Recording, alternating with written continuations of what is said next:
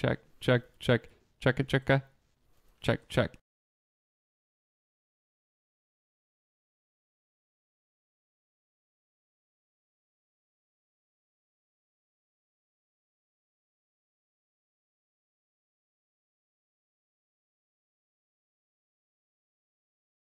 Bop. Man, There it usually is. TJ's the one having the trouble.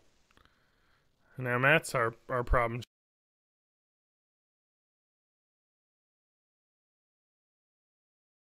Oh, I heard that. I'm just gonna keep playing with this. Bop. Okay, it should be going through now.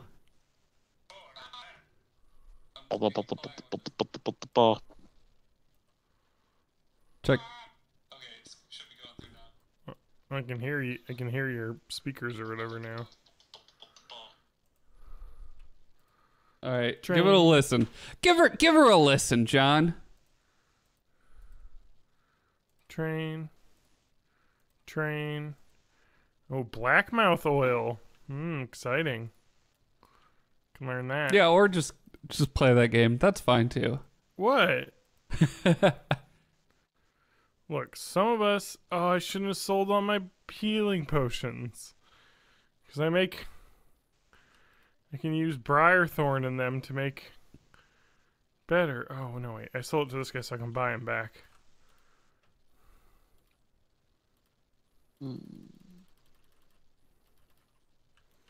Okay.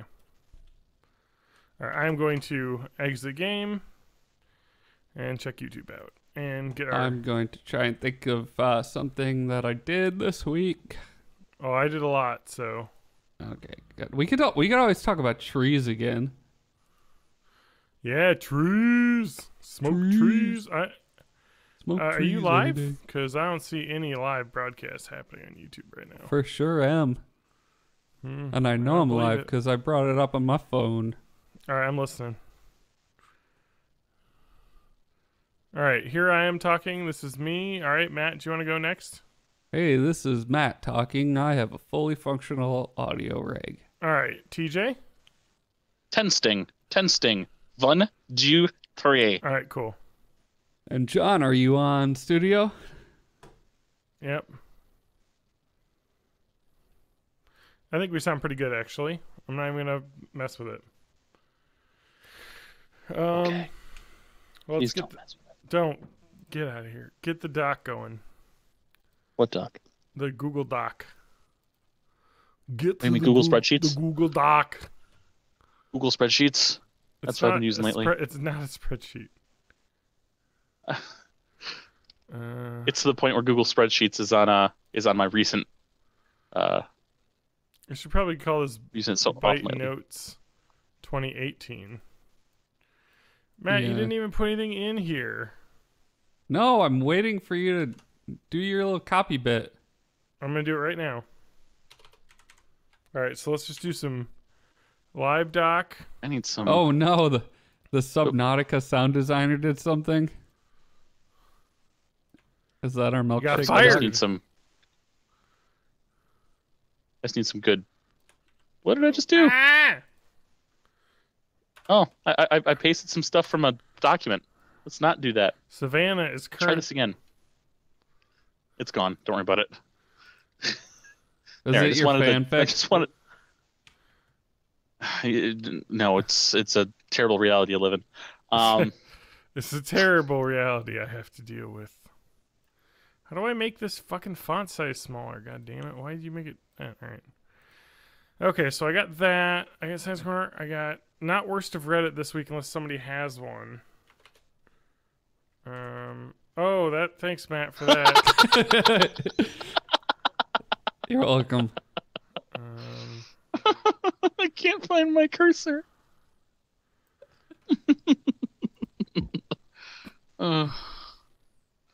Oh man, what did I do today or this week? That wasn't desiring my soon and timely death. Don't the do hell? that. You're not allowed to die. Otherwise, we'd have Ow. to find another host. Ow! Light bulb went Okay. out. Boo.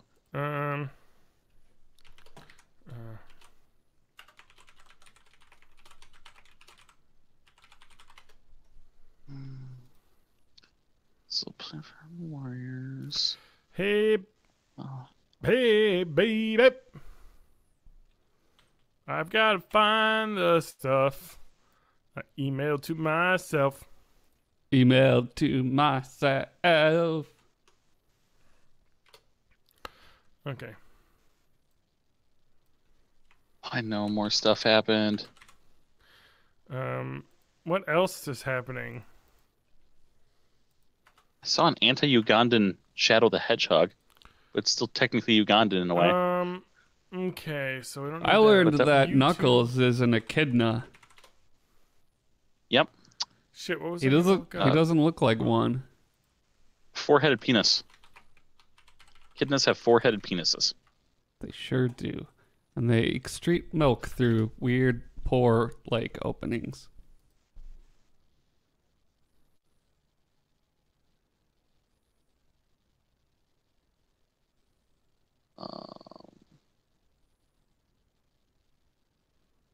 And nocebos are interesting as fuck. I'm not reading it, but I know of the nocebo effect. Oh, is that what we're talking about in Science Town? Well, he's had that in Science Corner for about 2 weeks. And we are Even now longer. live on Twitch. Hey, Twitchers. Hey, Twitcheroonies. Twitch. Hey, Twitch streamers, don't forget to follow, like, and subscribe. Join our Patreon at Born in the 80s. Oh, thank you. .net. Thank you. That was my Twitch IRL streamer impression. You guys need to donate to our stream because I'm feeling sad today. What am I talking about?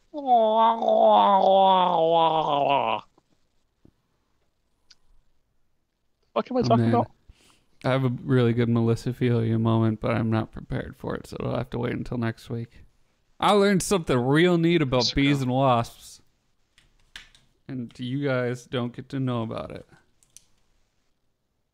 Are they eatable? Can we eat them? Yes. Yes, you can.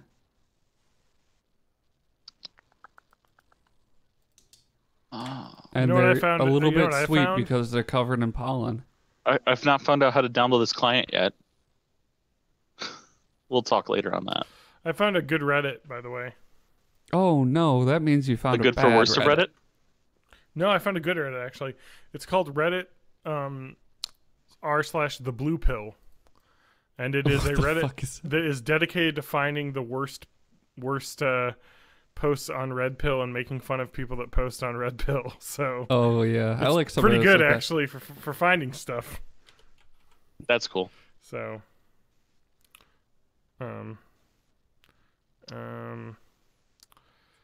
oh yeah, I've been playing. TJ, I've been playing a new game here. Let me just type it up here. Oh! I did a thing.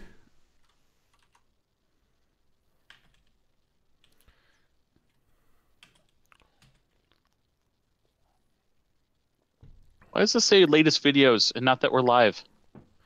Do you just have to like redo it? It did do that for me too, and then I like clicked it and then it went live. So we're live on Twitch. So let me That's what I'm saying. pop that out. Yeah, And just let me- pop that Twitch. Pop that Twitch Pop that. share, baby. All right, Up, drop, and lock it. let me share on Twitter. Oh, no.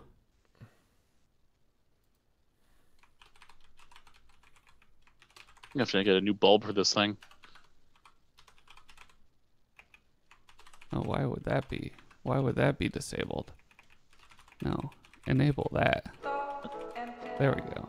It doesn't matter whether you turn the adult scenes on or off in Katawa Shoujo. The sex scenes are all disabled. Hey, It's great. Everyone should read it. Experience it. Watch it. It's free. Pop out. I wanted to pop out that chat. Pop out that chat! Pop that chat, baby. All right. All right. So can we listen to make sure that music you have in the background's coming through? Sounds Otherwise- good here, but double check it. Let me just listen because it may not be coming through, and then we'll be like, Matt, hit the sound effect, and nothing will happen. Let me make it look like on Yeah, Discord I I'm can definitely hear it. So streaming. No, not that. yeah, we can definitely hear it. Are you ready? We should get started. We've got some drop Games. frames detected, so we'll be slightly under 60 frames per second on this elite gaming. You guys I don't ready? know. I guess so. TJ, you see the game I started playing? Oh, let me go back to the notes.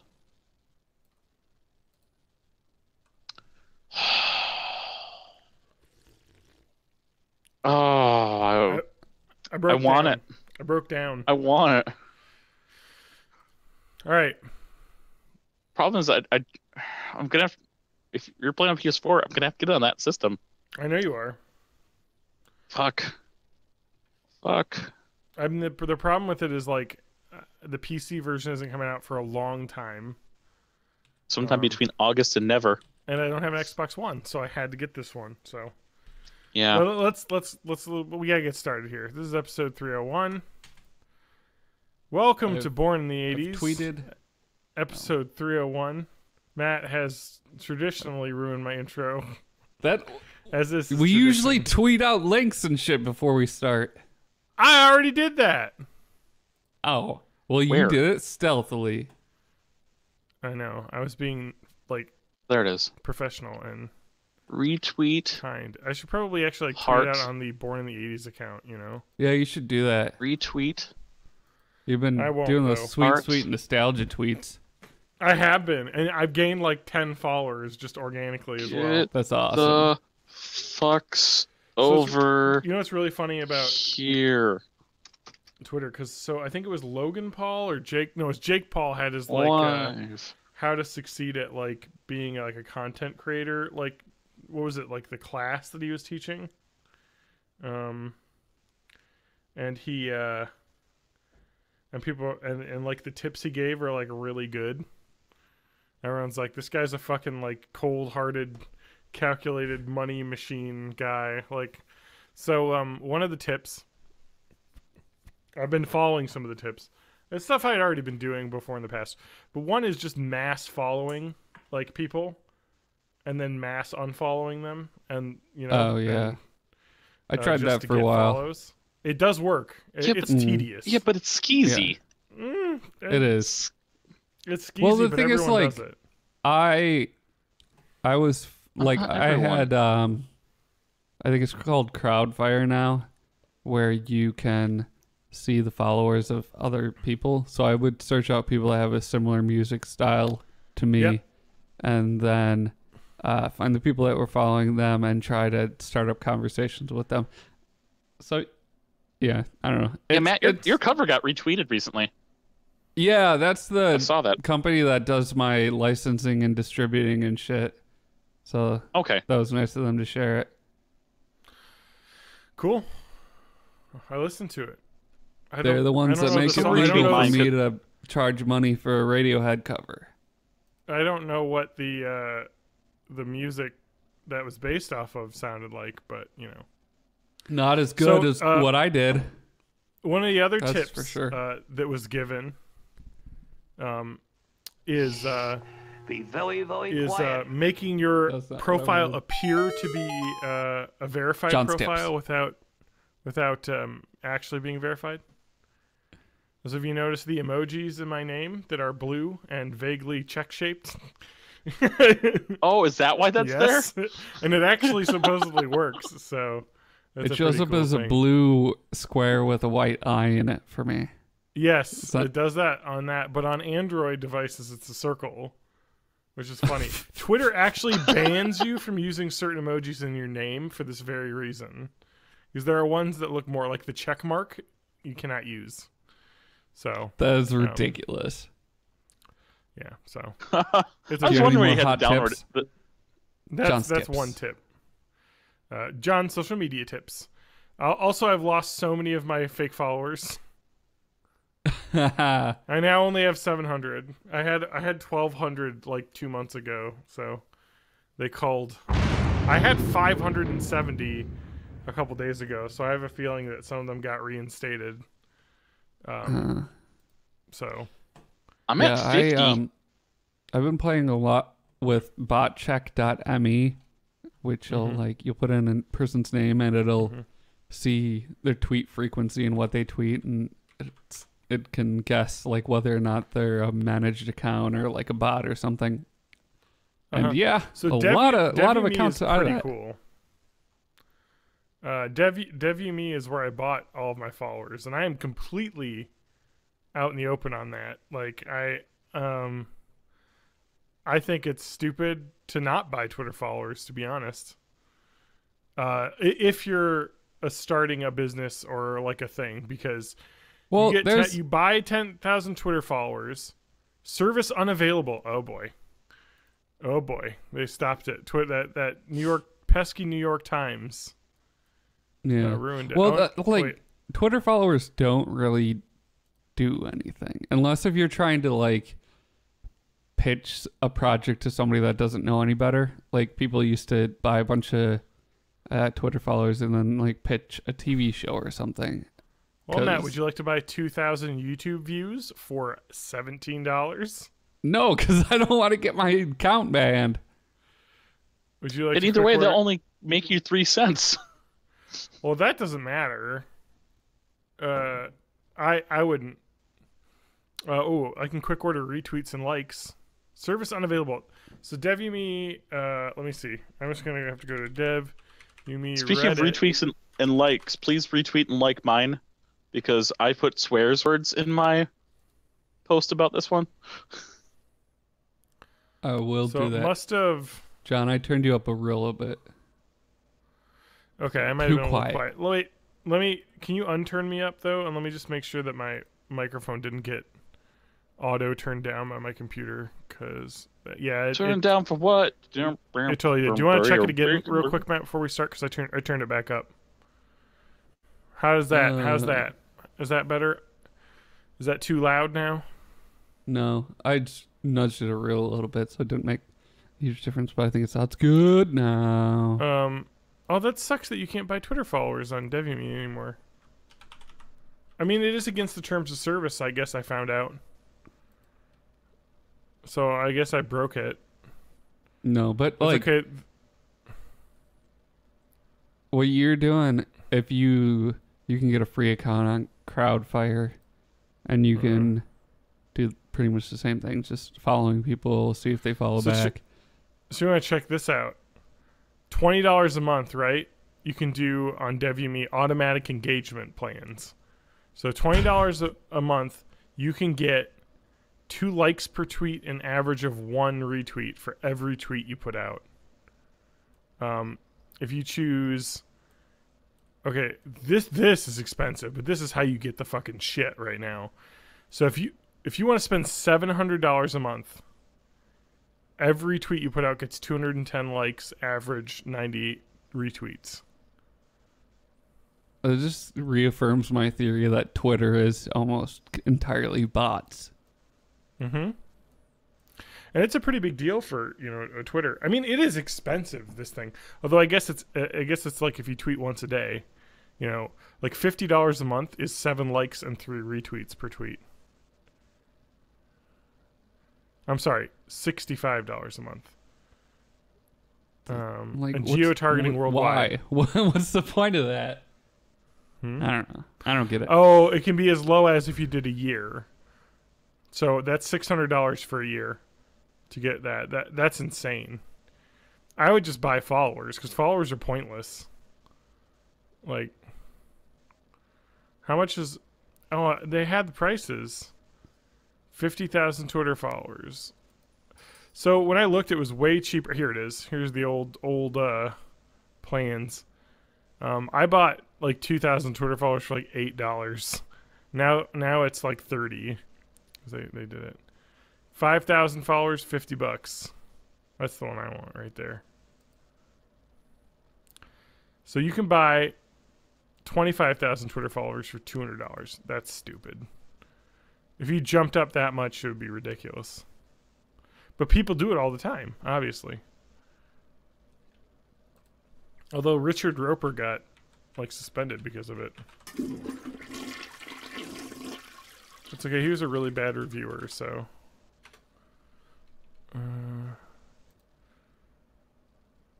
Oh no, he got reinstated. Like, it's so dumb, like, they banned him because he bought Twitter followers. 221,000? Oh, no. He voluntarily deactivated his Twitter account and started a new one. It's so dumb. Like, I guess I understand as, like, a journalist that is a movie reviewer. Like, buying followers is, like, taboo, but I bet he just probably has a PR company that just does that kind of shit for him. So it's like, or so, you know, like somebody can buy followers for you. Like you just have to do it. Like, anyway, it's all let's start the just podcast. So dumb. It's dumb. It's a stupid number that means nothing, but to people it does mean something. There's like a thought going around that the reason Twitter doesn't crack down more harshly on like the current like propaganda bot problem is because they don't want to expose how much of their user base is not human, because it's basically at least 50% bots at least. Yeah. Okay, let's start. Well, I knew it. That's why I didn't even go. That was a juke. All right. Welcome to Born in the 80s, episode 301. I'm John Danger Rowe, your co-star. You can't interrupt that one. Do you want to try that over? Welcome to Born in the 80s, episode 301. I'm your host, John Rowe, joined by my co-hosts. Matt Haig. And TJ May with less technical issues today. That's right. TJ's got the internet. His kids aren't downloading Disney movies on torrents, so he's got my kids. You got the space. My kids aren't 4 hours away. That's the issue. So I have my kids' phone. So they're not using it. Smart. Well, technically, now my kid's got friends and she's texting, and I got a text while we were setting up this podcast, asking if it was easy. I'm like, is what easy? I don't know what's going on anymore. Oh no! I'm not gonna read my 12-year-old's texts. Oh man, you should though, because that's a segment. As long as you don't identify them, change all the names. No, I'm kidding. Please don't do that. Please don't use your children for. We'll replace the Koozie Chronicles with reading TJ's daughter's text messages.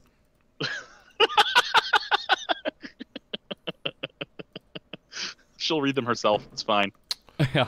Yeah, let's get her down here. She will. She'll create her own podcast in the future. So, my concept of like preteens is probably at least a decade out of date. Oh, I know. She wants to either YouTube or stream. NSYNC. I don't even know what she listens to, because it seems like she listens more to the shitty meme music I listen to. Music from the Persona 5 soundtrack, the Jump Up Superstar from Mario Odyssey, and the shitty Siva Gunner stuff that I listen to every now and then. And I guess a little bit of All-Star Katy Perry and Taylor Swift, but like the stuff from like 5 years ago. So your children, do they watch YouTubers? Yeah, my oldest is a Dan TDM fan. What the fuck is that? That's better than a lot of other things. So Dan TDM is that's not, he's not bad. He's not bad at all. He's not a garbage dumpster fire of a YouTuber. He is he originally started out just doing mostly Minecraft stuff, but he's just regular gamer YouTuber. What is TDM? Is the Diamond Minecart? Yeah, the Diamond Minecart. I followed that channel for Minecraft videos back in the day. He now does variety gaming. Does he stream? No clue. Let's find the milkshake duck in this thing. Okay, how many of his 15-year-old fans has he slept with? Oh, what? He's married for 5 years. Oh, maybe he's not terrible. So we're gonna look at for a doctor disrespect kind when of has situation. When has being married precluded someone from being terrible? That's true. Yeah.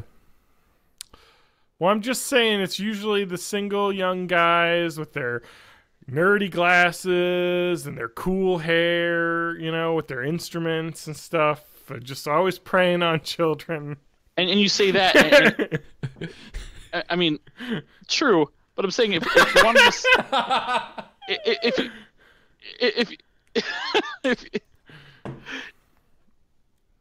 if you want to think that that's that is the archetype, then what about your Joss Whedons? Because I know he's been kind of shitty lately, or at least maybe for a while. Not really. He just cheated on his wife. True, that's at least consensual. I mean, it's bad, but like, it's not. I mean, like, that's just like as vanilla as it gets. Hypocrite preaching feminist ideals. Yeah, there we go. It just seems so innocent now. Well, in today's world. It's tough that is I don't know. People immediately jumped on this one. It's like, I mean, I guess this is like a woman who got a divorce.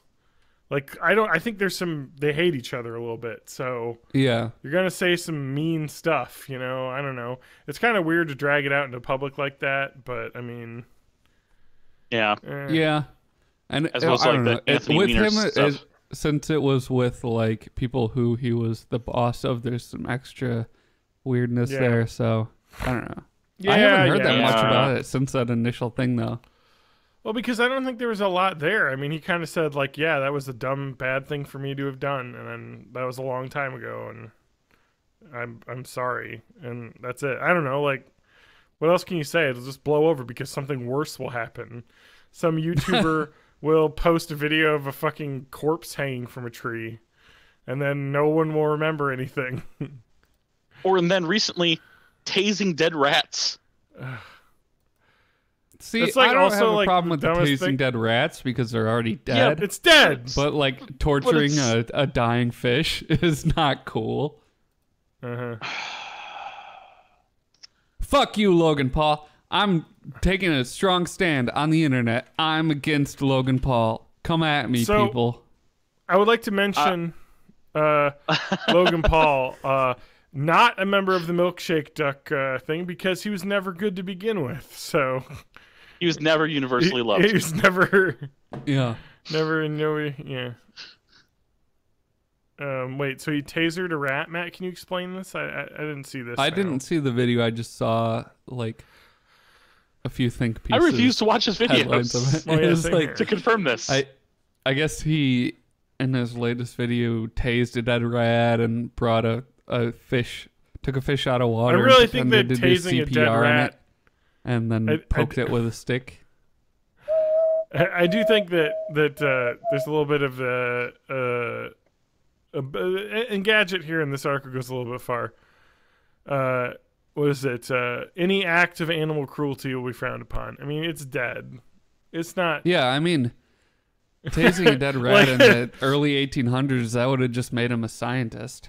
It's not really animal cruelty. I mean, it would be is it animal cruelty to film someone go pick up roadkill and be like, no, woo, look at this gross thing. It's no, it's just a gross, awful thing. Ugh, why would you do that? Because I'm hungry? Yeah, well, I mean, the roadkill thing makes sense. I mean, that's good eats right there. I mean, but yeah. Anyway, it's just Wait, that reminds me. Aren't there still places in the U.S. that you could bring in your own roadkill and they'll cook it for you? Yeah. I don't want to call out PETA here because that's a whole thing, but yeah. I just find it funny that people would have this visceral reaction to him tasing a dead rat, but maybe possibly didn't care as much about the dead body he showed. Well, there's also I feel like a lot of times people. There's also slowly killing a fish, which I think they're more upset about. I didn't see that part. PETA like I'm real into animal rights and stuff, but PETA can go too far. Like I'll be the first to admit that they can go too far sometimes. Yeah, I mean, there's such a thing as believing in something, but not everything that an organization does, because they are a little bit. They like to do things to get be catchy, be sensational. And it's like, all right. Yeah. So so like PETA, thumbs down emoji. Mm-hmm. ASPCA, there you go. Okay emoji. Yeah. So Dane County Humane Society, 2 thumbs up emoji. Especially your local humane societies, that's where you really can make a big difference. So is there a 2 thumbs up emoji, or do you just have to do 2 1 thumbs up emoji? Oh, hey John, I don't want to step on your toes here, but there was also a bit of a milkshake duck in the Dane County, or not in the Dane County, but in the National Humane Society. Oh, we talked about this one, I think. Oh, did we? Was that on here? Yeah. No, we talked about not as a milkshake duck. I think we were just mentioning the Humane Society. Oh, yeah, that was animals. My bad. But it's okay. Totally, you stepped down now, so it's over. No, but I mean, we're talking about it. We might as well get into it. I just pulled that awesome thing where you tell somebody's story back to them. Yeah. Well, we got a segment that we do every once in a while. If Matt can find the music for it. Oh, what is that? I hear it. You need to get a sound of a milkshake doing a straw thing as well. Yeah. All right, cut that one, print it. Let's use that one. Hey, do me a favor and hold for just 1 second. Okay, sure.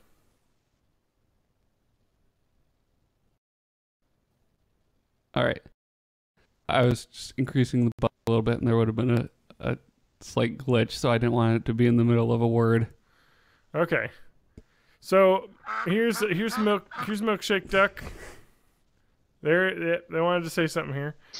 So honestly, I don't know if this is milkshake duck though as well, because it's kind of it's hard, right? Because the definition of that is a viral sensation that comes to the forefront that turns out that they're actually a bad person, Yeah, and they have to be held up as some kind of example of purity and not even necessarily that, but I mean just this is so fun. It's so internet's innocent and fun, and we're having a good time.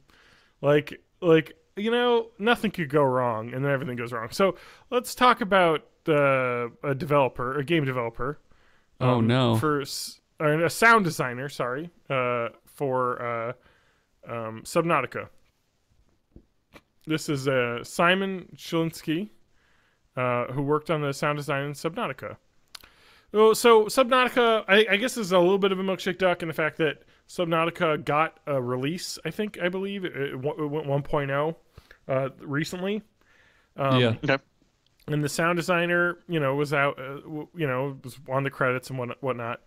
And so we go to basically, hey, you made that cool game. That's neat. Oh, I saw your name. Let's look them up. See what else they did. Oh, here's your Twitter account. Oh. Oh no! So this is why you have tweet delete turned on, because well, this isn't exactly why I have it turned on. No, but this is why you should use it if you're if you have your professional name tied to your account. So I think a lot of people were saying, "Oh, they're just trolling, just making funny, dumb, ridiculous statements." That's not. And to that I say, I'm seeing the tweets, and that's not what that is. To that I say, you can troll without being racist.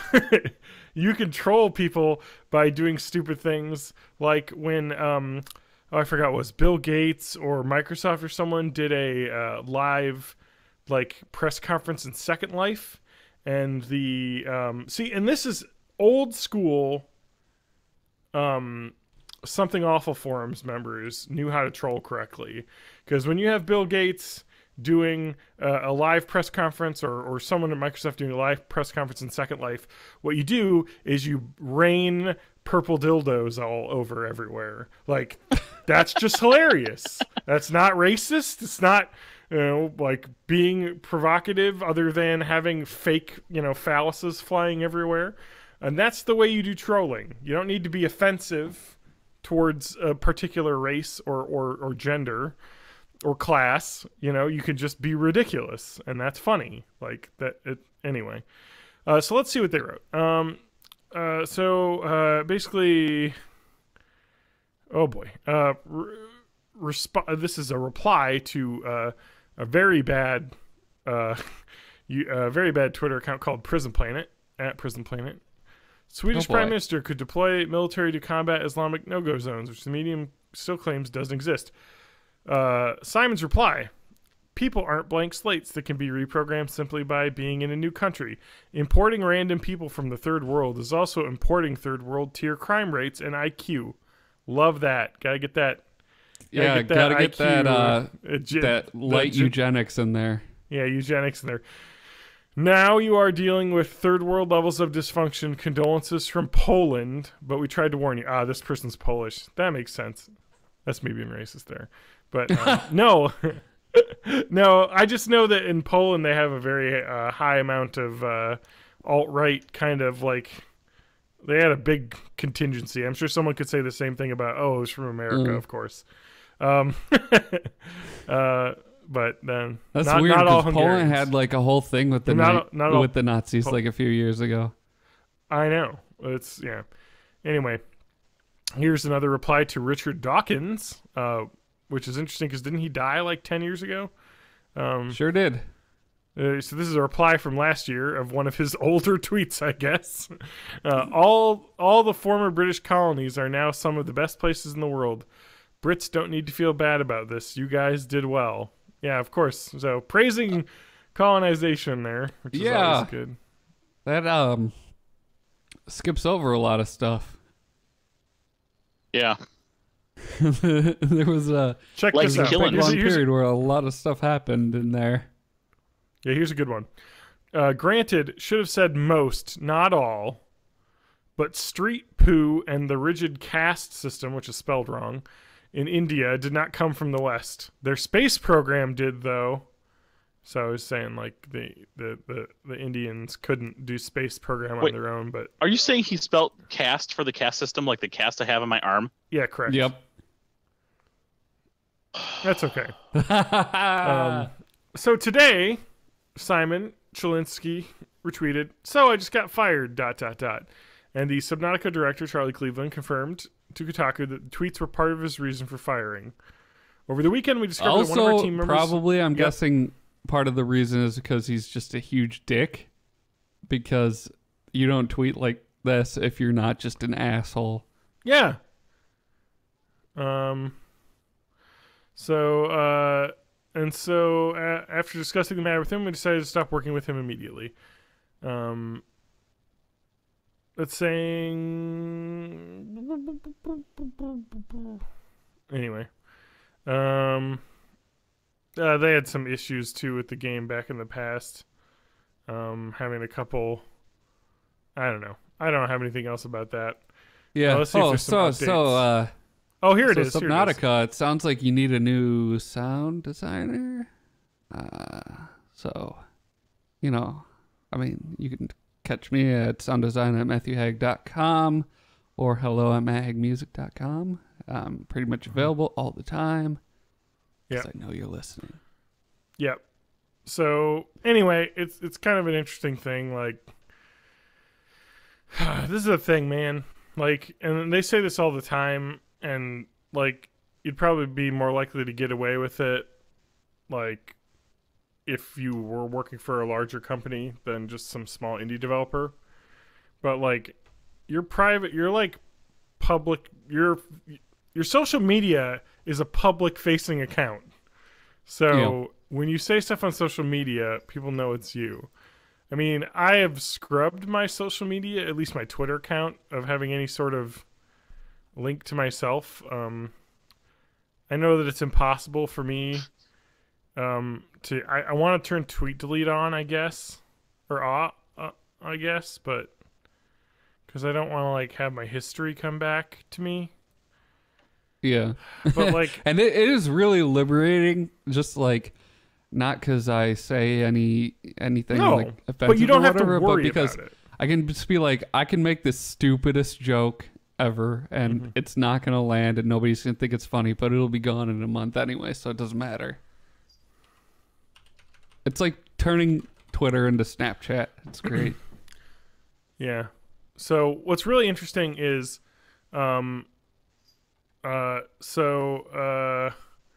Jesse Farrar, who's at Bronzehammer on Twitter, is a guy who does podcasts called Your Kickstarter Sucks. I think he's written for Vice and Deadspin. Anyway, so he does some stuff. He tweeted, there was some, he is also one of the people that vastly despises Turning Point USA, like myself. So there was some Turning Point USA person who was like antagonizing him, and he said a tweet that got worldwide here on Fox News, even here, where he said, let me get the whole thing. He said, okay, so Charlie Kirk, right here, who is the founder and director of Turning Point USA, which is an aggressive right-wing nonprofit that promotes conservatism on campus, tweeted, I get countless of messages from students who say professors are lowering their grades and penalizing them for being conservative. And one thing I've heard from a lot of people that are professors or do education that say that the conservative kid is always the worst kid in your class because they are the one that has to contradict and argue with everyone about everything and never listens to anyone. And they just happen to also be conservative. So if they're getting bad grade, they're going to go complaining online that the professor's unfairly targeting them. Correct. Because that's the kind of person. Leftists dominating higher education represent a grave threat to our country and culture. I would say that the leftists dominate higher education because they're the party that wants to pay for education. So, yeah, and also, isn't it strange how like usually the more educated you are, the more left-leaning you tend to be? That's weird. Well, yeah. Well, it's kind of a thing. It's like, because I think a lot of, like conservatives and that want to curb public funding for schools or lower that, and it's like they don't want their taxes to be higher so they can pay for good schools or these universities. Yeah, that's one way to interpret it. Kurt, he says a true statement here. Conservative students shouldn't be targeted for disagreeing. I mean, yeah, I agree with that. Nobody should be targeted for disagreeing with them for their grades, as long as they're not being dicks about it and disrupting class, which can happen. And here's what Jesse Farrar responded with, which was very obviously a joke, saying they shouldn't do that. It's not right. They should hold the conservative students' heads underwater until they stop breathing instead. Which is amazing, because he literally used the thing that I always say when you do trolling or something is you want to be so ridiculous, and this is actually how slander laws work, is that it's so ridiculous that you couldn't believe that to be true. Like, it's obviously not true because no one would say that. But that's what, he did. Anyway, it's really funny. Anyway, so the story continues from here, that a person from the website, I forget who this is. Deadspin. I forget who sent it to him. Oh, the International Journalism Review or something. I reached out to the Deadspin editor, Barry Pachetsky, who's currently editor for Deadspin. He responded with the note. Let's just read it here.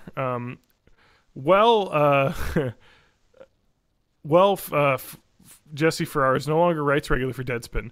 We as an organization do support his stance of trolling white supremacist supported and associated organizations like Charlie Kirk's Turning Point USA. And while I would not personally advocate the method mentioned in his obvious joke tweet you seem to be using to try to snitch on him to his employers, I can't argue that it wouldn't make the world a better place. Which is pretty good. And then they, of course, published his response while cutting out a bunch of it, which is really funny because he's like, yeah, that's not what I said back to you. So, and then, okay, so this is how it goes. A thing gets picked up by some, conservatives on Twitter. It goes to Breitbart and they write an article. And then where does it go after Breitbart? Fox News. It goes to Fox and Friends on Fox News. And then to the president.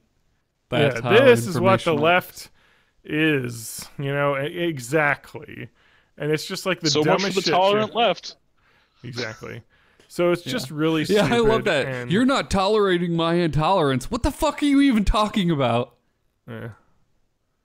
So it's just really funny because, like, anyway, it's just the world is the worst because it's just you always see like, obviously his joke was in bad. I also like that this horrible website that I'm at right here called Campus Reform, which I'm sure is really bad. It says journalist calls for professors to drown conservative students. This has to be a joke website.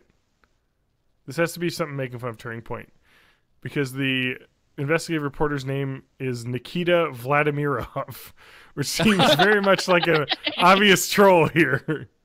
Yeah. It's really funny too because he responded.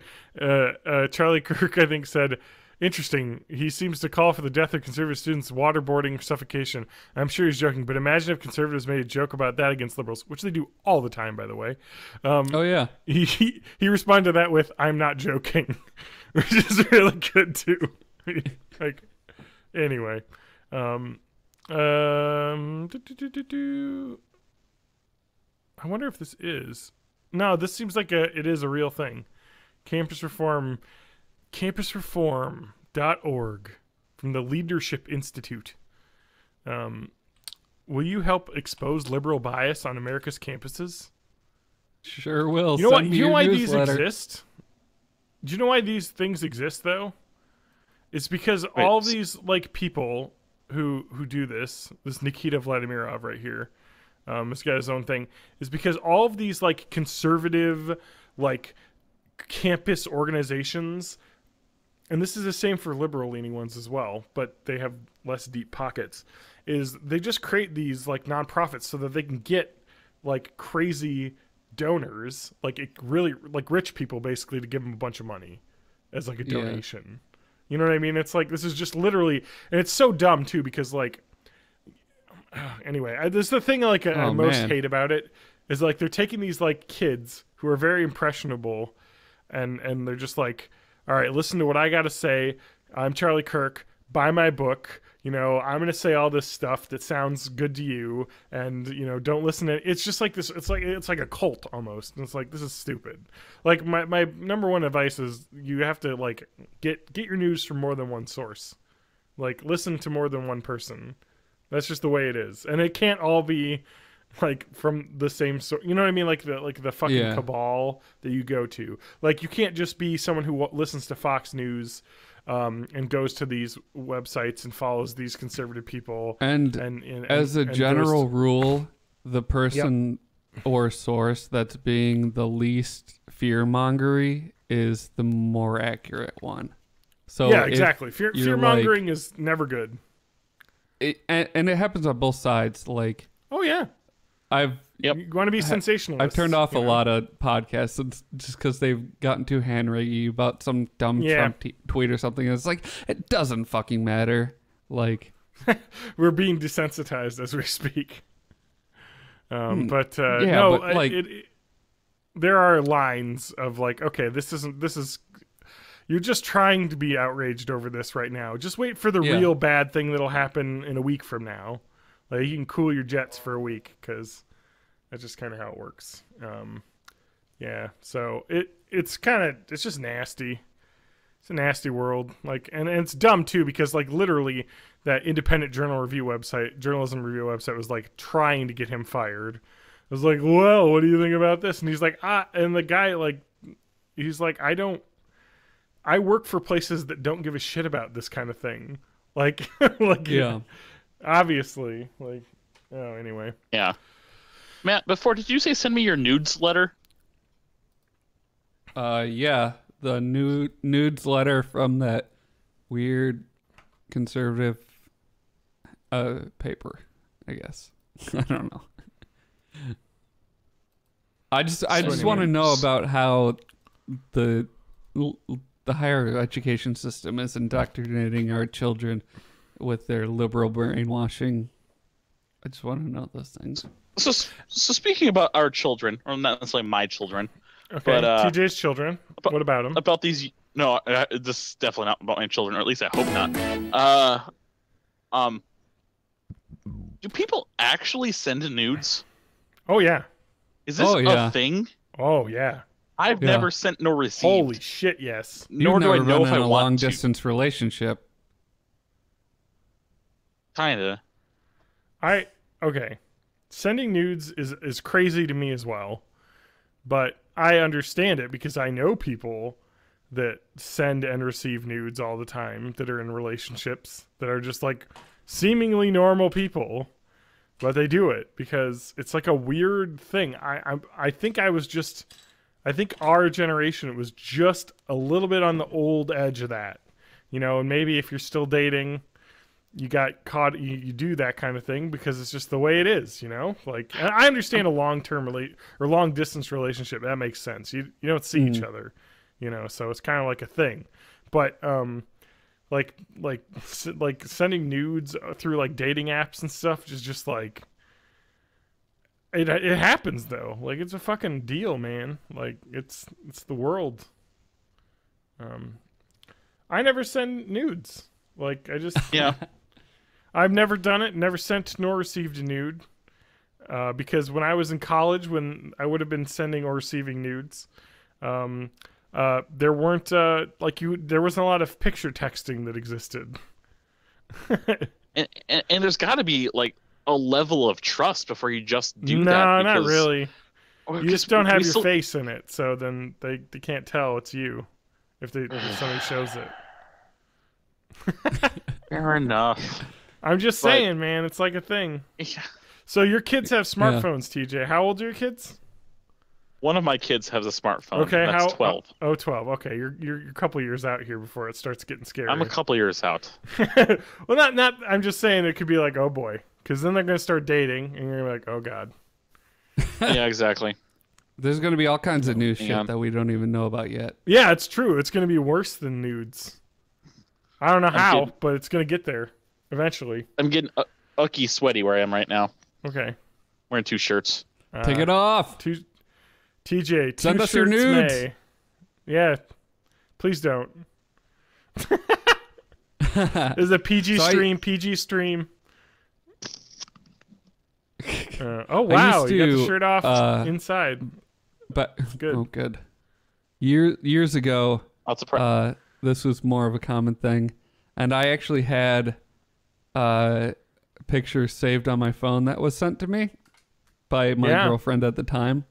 So we were actually visiting her brother and his wife, and we were going through cat pictures, and he grabs my phone and starts scrolling through, and I suddenly remember that picture's on my phone, and I'm like, oh shit, oh shit, oh shit, oh shit. So then I'm like, oh, here, let me show you a picture, and I grab it, and I quick find the picture, delete it, and then show him some random dumb cat picture. I'm like, look at this one. Oh man. So that's an example of when that can go wrong. It's really bad too, and I'm gonna say this to any lady, the 0 ladies listening to this right now, but I'm sure the women do this as well. So men, but when you get drunk and you're hanging out with your friends, a lot of times you'll have some guys that'll just show off nudes that they were sent. So you got to know that if you send a nude and they don't, it's gonna get shared, but maybe not, on the web, but with other people. Like, it's gonna happen because guys like to brag, as I'm sure women do. So it kind of does happen. I mean, I've been with some friends, one friend in particular, who would like to. Oh, geez, I wonder who that is. He's a good man, but he likes to boast. And I know some others too. So it's just kind of like okay. And it's really funny too because one of my friends, you guys don't know him, but back when I worked at my first job after college, and he was just like get wasted and be like, check this out. I'm like, wow, you got some boobs on your phone there. Like, great, good for you. Like, okay. Yeah. So I don't know. That's kind of one of those things that I just never got into because it's just like I don't want to like chance that getting out. Like, it's just too risky now.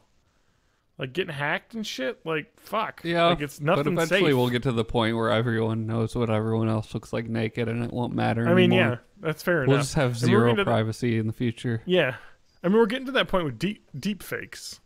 Have you heard of the? Oh yeah, Reddit I heard about deep that. Fakes? Yes. Thank you. So this is actually a really interesting like quasi science corner because there's like some computer science behind it. Yes, science. Because there's been some weird non-porn applications of this. So what happens like is that putting Nicolas Cage's face on things. on every movie, which is pretty good and very unsettling when it works. So I forget the name of it. It's called like Deep Fake app or something. I forget the damn name of it. Oh, cool. Philip, Aaron in the chat says Philip DeFranco did an episode on deepfakes. And Tom Scott did one too. Cool. I mean, it's an interesting thing. So I forget the dang name of the app. It's just it's like a computer program. And what it does is you can scrub images of a person's face and teach. It's an AI like algorithm and teach it this face from all these different lighting angles, all these every possible connotation.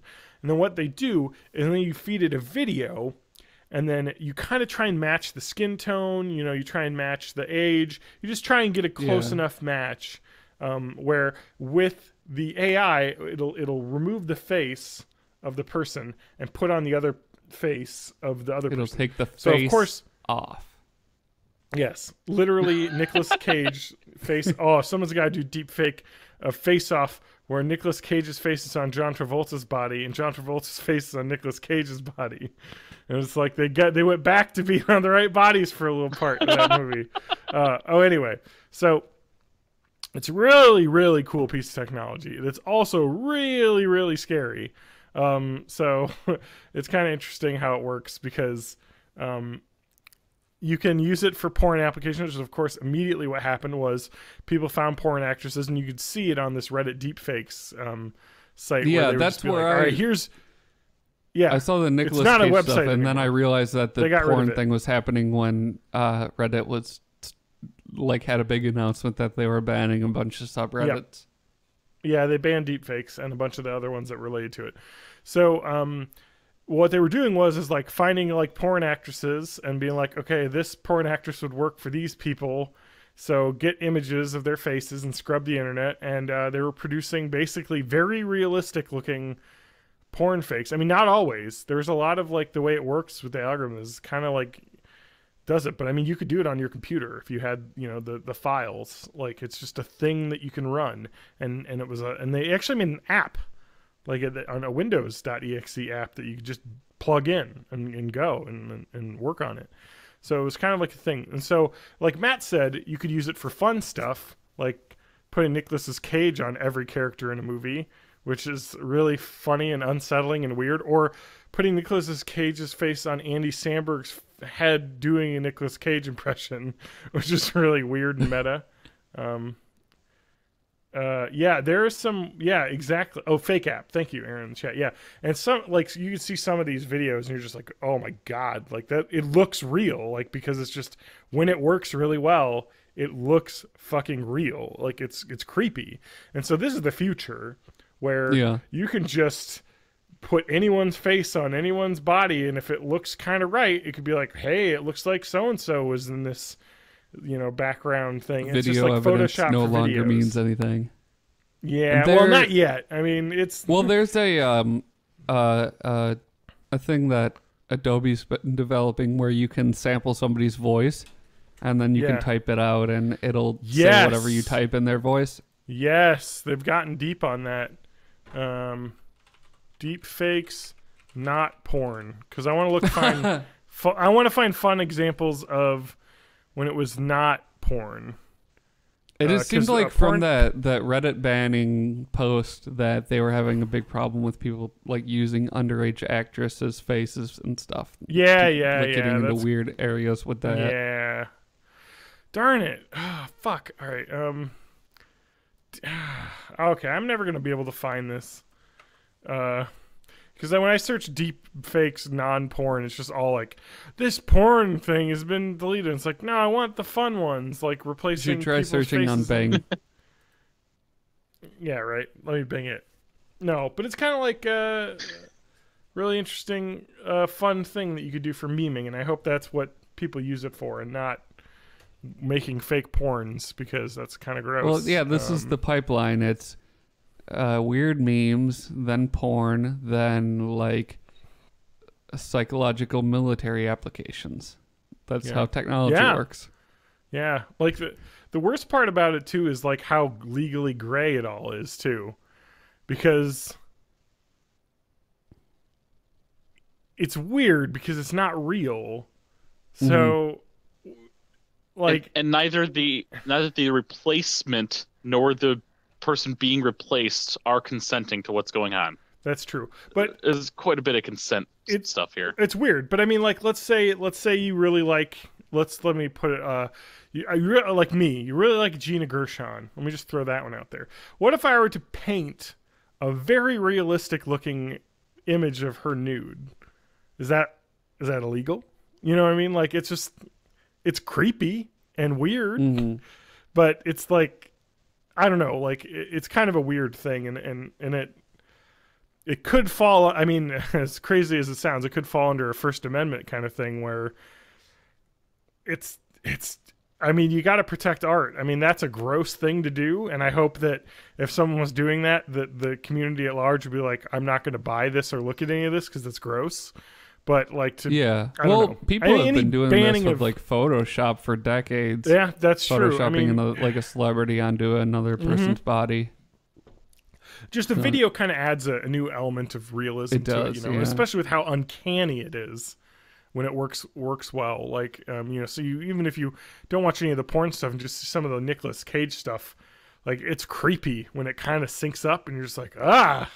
It looks like his face is on Amy Adams' body. And, another thing they used it for. Now that reminded me, somebody used that app to remove Henry Cavill's mustache. Because in the Justice League reshoots, Superman had Henry Cavill had a mustache, and they used like digital studio like effects to remove the mustache, and it looks kind of weird. And then the guy was like, I used my cheap, crappy $500 computer in this fake app and did it in like a few days. It didn't it looks just better. It's like, so this is a pretty interesting and cool. I think it's a really neat piece of technology for something like that. Like if you need to digitally retouch something like Photoshop, yeah, that's for incredible. sure. Or like all the de-aging stuff that Marvel's been doing in their movies. Yeah. Or that super creepy. That's Steven really Tyler neat stuff commercial. you can do. Oh, somebody used it to redo the Rogue One when creepy CGI Carrie Fisher talks at the end of that movie. And somebody did it where they took her face from A New Hope and images of it and then put it on that, and it looked way less terrifyingly dead-eyed. So it worked better. I don't know. It's a really interesting piece of tech, but it was immediately used for the worst thing. So it's kind of grody. But so that's like all gone. Like you can't, I don't know. I'm sure you can find it somewhere on the internet, but not on Reddit. So good on Reddit for cutting that out.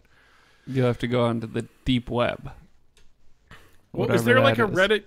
I don't even know how to search for this, but can I find the Reddit fake app community for the non-porn stuff? Because I find that fascinating.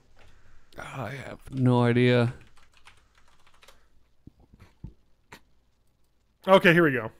Yeah, it's just called Reddit/fake app, and so this is the non-porn version.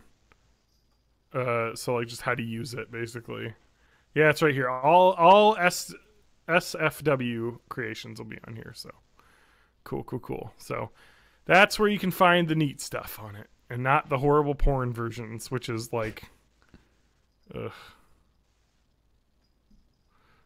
Like, okay, here's a top one. Avoid deepfakes.cc like the plague. It's a crypto mining scam.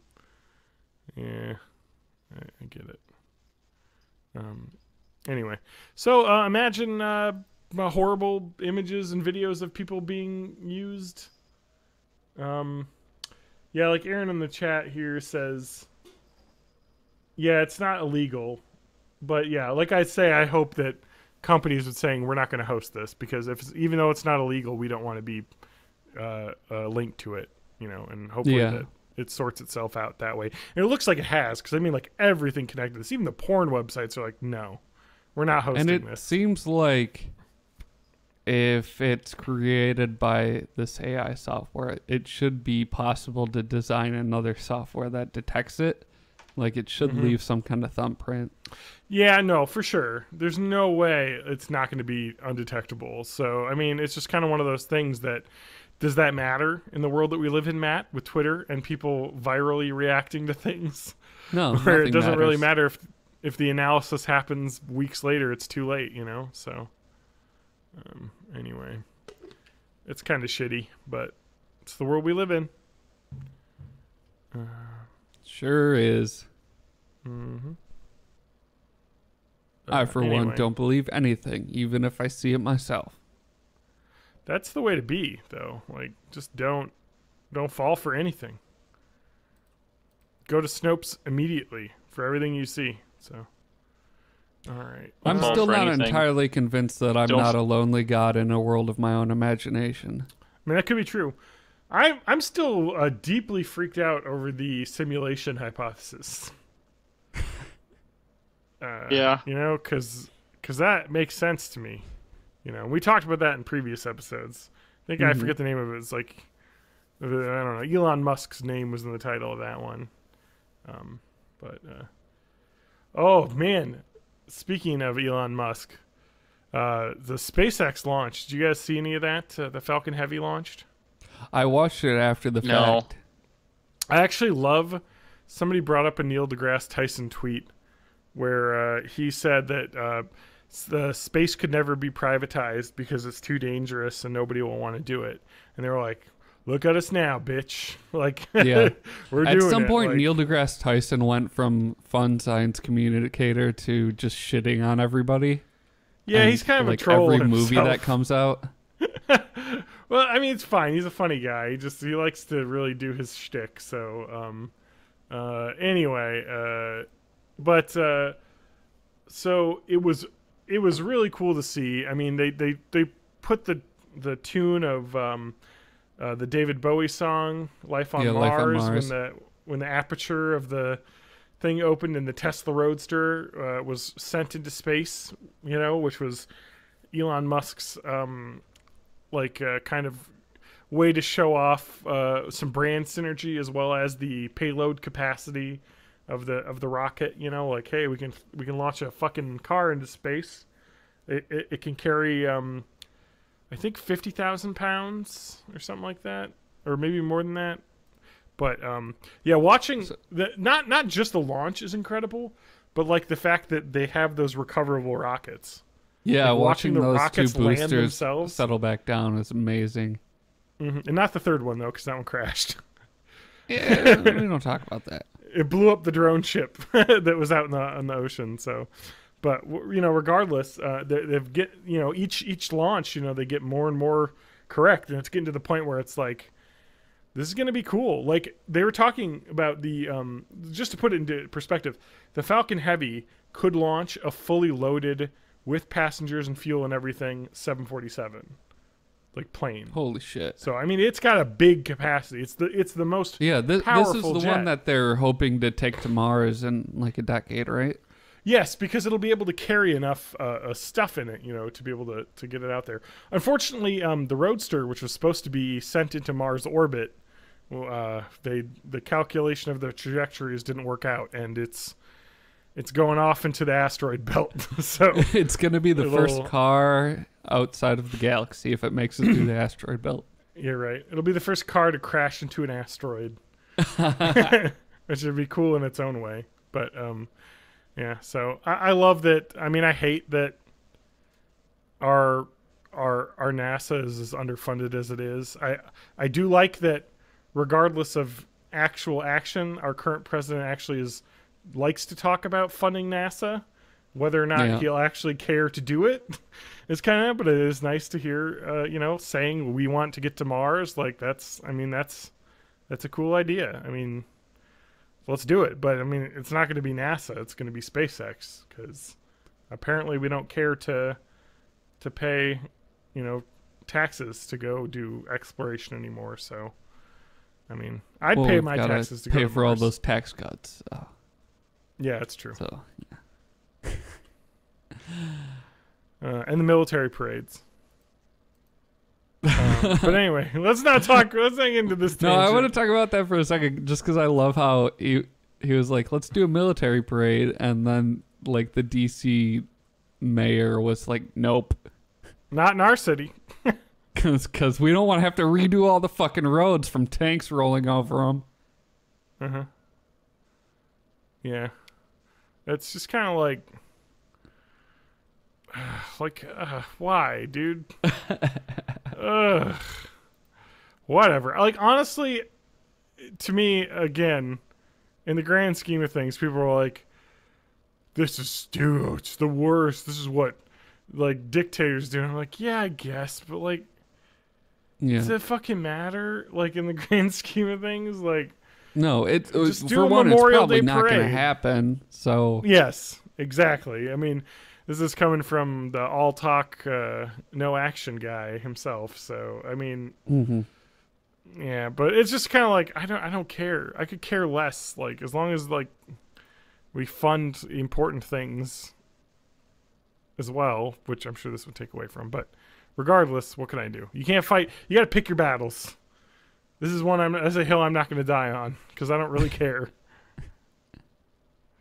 They're gonna have people going by on the sides of the parade, making sure nobody's kneeling. Everyone's got to be standing, full of attention, because if you're kneeled, you get thrown in jail. So anyways, hey TJ, tell us about the weather. Fuck the weather. Oh, speaking of ice, did you hear that ICE was asking Shut for up, access shut up. Surveillance data from the CIA to Speaking get of top ISIS. secret access? So, great. No, I'm kidding. That's terrible, though, and scary. But speaking of ice, TJ, how's the weather? How's the weather? ISIS brought in the snow. No, don't. Oh man, we had so it started snowing here last night, starting at around 6 p.m. Yeah. And the front of the entire. All right, I'm gonna do this, and you won't see this, but the entire front, or at least the entire snowstorm, was going from us at that time, all the way to the middle of the Dakotas, and all of that swept through us. Holy shit. So over about a 24-hour time span, we got 14 to 15 inches of snow on top of the fact that we already had 6 inches down. So that was fun getting out and being able to drive. And even though I'm in a place that knows how to handle snow, didn't make the roads any easier to drive in. Yeah. But John, what did we get here? Like 6 or 10 inches or somewhere in there? And Not even that 10. Let me see. It felt like 10. But like yeah, 7. even I think we got like 6 inches, and even that was hard to get out of in the morning. Oh, I mean, since we're all from Wisconsin, I mean, I'm not in Wisconsin now, but we're all from Wisconsin. Back in the days we were in school, there's no way they'd ever announce a school closing the night before unless it was like 9 or 10 p.m. Yeah, we got about 6 inches in Madison. They announced the school closing for snow when it barely started to snow at 6 p.m. the day before. I know. Lauren and I did the fun thing where when you're an adult, you watch the news for the school closings and you see if your school came up, and then you can be like, celebrate, like, I gotta go to school. It's like shit, And then you Monroe, could just take off work and stay home and day drink.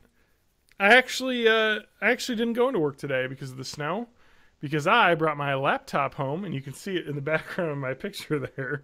Sweet laptop. And I worked from home today, so yeah, it's fucking sweet. I worked from work. It's I nice. wish to I be able could to work from home. Yeah, I took all my calls on my cell phone and had my meetings. So You used to call me on your cell phone.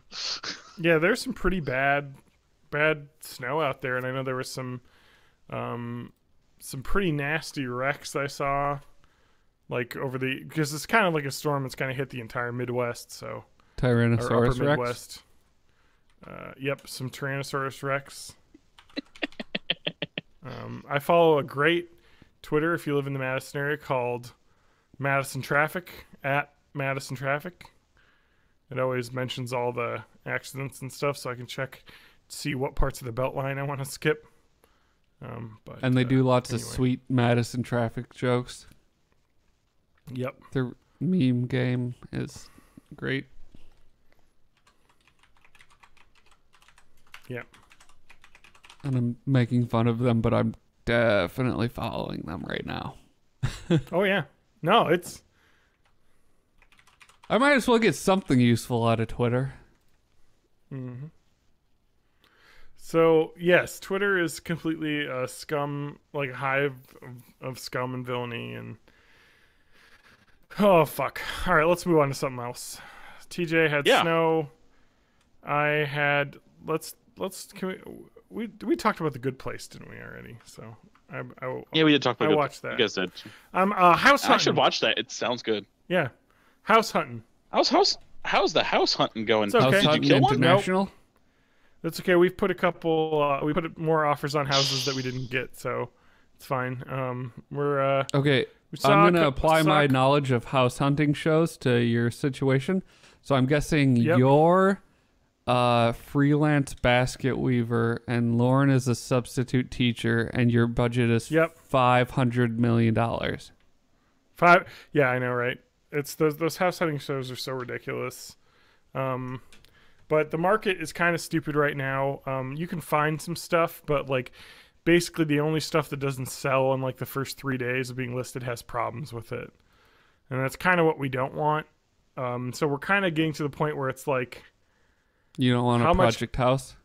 How much problems can we live with working on?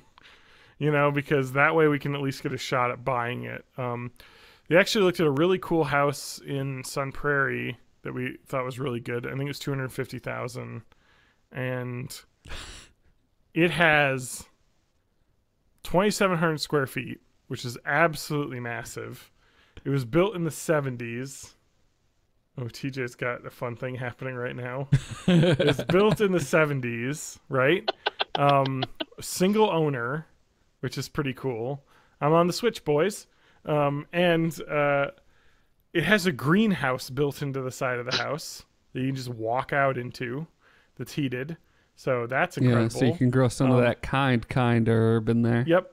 And the entire basement is carpeted and is like one giant room. Like, just, I can't even tell you. It's like a fucking, like you can fit like 40 pool tables down there. It has a bar. There's a sauna that's disconnected. It's like got all this crazy 70s shit in it, including the original carpets in some parts of it, which is why it's kind of like, well, you know, that's a project I could save up for. No, you got to keep the shag. No, this is not the shag. The taupe shag. This is the nasty vomit orange, like thin carpet they have in the basement that needs to go. Does it have any of that sweet green outdoor carpet? No. But it does. I mean, the greenhouse is incredible. Like the fact that like there's a heated greenhouse with giant windows is really neat. Although that could be a problem as well. I mean, you know what I mean? Like 250's in the upper end of our price range. But the nice thing about it is it's absolutely enormous, which we don't need either because there's just fucking two of us. But it's just really cool. It's got all this cool shit. It's 7 dogs. Yeah, I was about to say we can have more cats and dogs now because we got the space for it. No, there's some water damage in the basement that we're worried about, so I don't want a flooded basement house. So especially when it's carpeted. So that we're inquiring about that. We're gonna take a look at it again on Sunday when they have an open house. But I'm looking at 2 more tomorrow morning. It's basically my life now is seeing house listings and telling my real estate agent I want to see these, and then having to go immediately to them because if I don't see them right away, I'm not going to get a chance to make an offer. And then you kind of see stuff where you'll see a house that's kind of like, okay, like this is 1,500 square feet. It's nice little neighborhood. It's got a little backyard. It's kind of cool. And you go inside and you're like, oh, this is all right. And they're like, oh, they want 260 for it. Like, are you fucking serious? 1,500 square feet.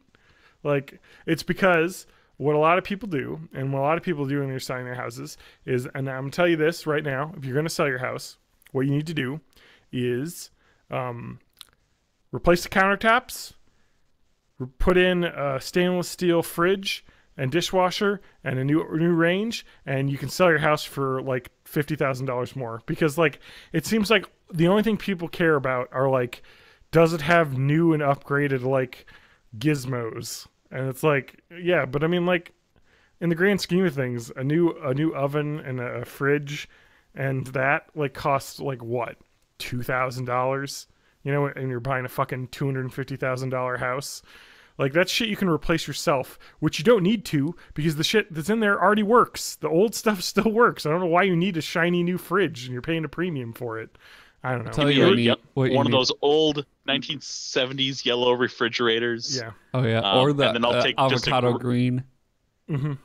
Yeah, which is why I'm particularly excited about this other house, the old house that we're looking at with the greenhouse, because they have not done very many updates. It's a single owner house, which means they've owned the house since the 70s. So it's you know, it's been well maintained, but they obviously didn't have someone come in with a person who was like, maybe the 70s look isn't perfect, and change a few things. But to me, I don't give a shit, because it's fine. I mean, we can spend, you know, years of our life doing little updates to it, and then when we sell it, it'll make a big profit on it because we've done some of the cheap updates, you know, that update the value. So I don't know though. It really comes the oven with just replace the oven with a charcoal grill. You got that? Oh yeah. Indoor You know grilling. what you have indoors. fine. Indoor grilling is the next thing. You've got to This get house is yourself one of fucking- those murder houses. Those come real cheap. Yeah, with the blood still on the walls. It's like, hey, you Yeah. just got to repaint. It's not so bad. But I'm really looking forward to getting a house soon, because I'm just tired of looking, because it seems like every one of my nights, and like I haven't put the episode 300 out yet because I spent 2 nights this week out looking at houses. Like, it's just, it's a lot of work, you know, like legging it and seeing, and then putting in offers and not getting them accepted is just a fucking pain. Like, I don't know. I really dig that house in Sun Prairie, though, that's like 2,700 square feet, because it is huge, and it has a greenhouse that's heated, which, I don't know, it just seems like a cool thing. Yeah, you should probably get that house. And can I come visit your greenhouse? Yes. Okay, cool. I don't know if you want to ever grow anything in there that was not legal to grow, as it has gigantic windows, or you can see there. I don't know how to grow anything that's not legal to grow. I have trouble enough growing my things that are legal to grow. Yeah. So it actually seems really cool, because it's like, that is like a year-round like vegetable garden. You know what I mean? Like, it's just some really neat shit you can do in there, and it's really dated looking. Like and it's like I could. I'm not even that handy. I could do a lot of things to fix this. You know what I mean? Like just replacing some of the tacky wallpaper. You know, that's easy. Painting a wall, that's easy. Like all this stuff, they didn't do any of that. Replacing the carpets in some of the older rooms. You know, it's like it wouldn't be that difficult. Wallpaper. That used to be a thing. I know. Dude, you see it in old houses and you're like, why? Why did I learned you do a wallpaper? really fantastic fact the other day, that bubble wrap was originally invented as a 1950s space age wallpaper. Oh, really? Yeah. Oh, that's I wouldn't such be a surprised. bad idea, because you just pop it. All right, John. Yeah. Full wallpaper or the top trim wallpaper? Oh. Because I know I've had both of those. The top trim wallpaper my isn't childhood quite house. as bad, because it's like, especially because there was one house that we looked at that had some like top trim stuff done, but it was like hand painted like leaves and stuff. They actually looked kind of neat. I was like, okay, they did some cool work on this. But yeah, it's just like, why? I was gonna say, mine was the Sesame Street ABCs. Oh yeah, if you had a little kids room, like I've seen kids rooms when looking at houses where they have just giant like murals like that are like you can stick up, like of like Tonka trucks and stuff. Like I was like, man, or like that's crazy. an old woman with an inhaler. Oh man, I want that. But like, I got to think of where am I going to put all my my Jonathan Taylor Thomas poster collection? You know, like that's going to be a room in the house. I'm looking forward to decorating a house and having space. I know there was a kid's room I saw once that the wall was just covered in this weird substance that glowed under black light. Mm-hmm. Wait, that was my room. That was semen. That was my That's room. every teenager boy's room. You know, the other thing that's interesting about this house that we probably won't get because someone will way overbid us because Sun Prairie is a very hot area and this house needs work to be updated. But one of the issues the stock with it, market's crashing, so nobody's buying now, right? Is that how that works? I lost so much money on Betterment that I'm furious. It'll come back. It will come back. That's the whole point. It's funny, too, because they sent out like an email to everyone being like, hey, guys, don't freak out, and I'll try and take all your money out because it's This just is how where my it plan of works. just having an automatic deposit of $10 a week will pay off. Because Yeah, I'll you just buy don't care. $10 worth of stock when it's garbage, and it'll even this is how out it in works. the long run. Yeah, because they talk about like this is the largest point drop in history, and it's like, yeah, because it's so high. Like it's percentage wise a pretty normal small drop, like a little correction. Like it's just stupid. So you know, I was thinking of another investment thing, Matt. I don't know if you'd be interested in this. Have you heard of Fundrise? No. But I'll So throw my money into any stupid thing. Yeah, so Fundrise is the thing. Well, they talk about it on an NPR podcast sometimes. So, but it's real estate investing, where you buy real estate investment trusts. So you Does it put come in in app $500. form? I don't think they had an app. It's a website. But you put Well, in I can't be bothered then. well, so you put in like $500 minimum, or you put in $1,000. And it puts it in a thing, and then it goes into real estate investments, and you basically just earn quarterly dividends off of it. So, like, let's say you put $1,000 in, that goes towards some real estate investment trust that is, I forget the dang name of it. It's an REIT, and I think that's what it stands for, but I could be wrong because I just cursory looked over this. But it's a passive income thing. So if you put $1,000 in, every quarter you'll get a dividend check for like $50. So you make like, Oh man, that sounds super cool. And I will get back to you in 12 years when I can save up $1,000. Matt, you should be able to save up $1,000. I agree with Matt. 30. I'm just saying. I agree with Matt. I know it's shitty out there, and the fact that like wages are stupid low and they shouldn't be, because everyone is criminally underpaid. My problem is about mostly this. just that McDonald's is so expensive and so delicious. I know, man. That fucking dollar menu's sparse now, and everything's $2 now. That's worth buying. But anyway.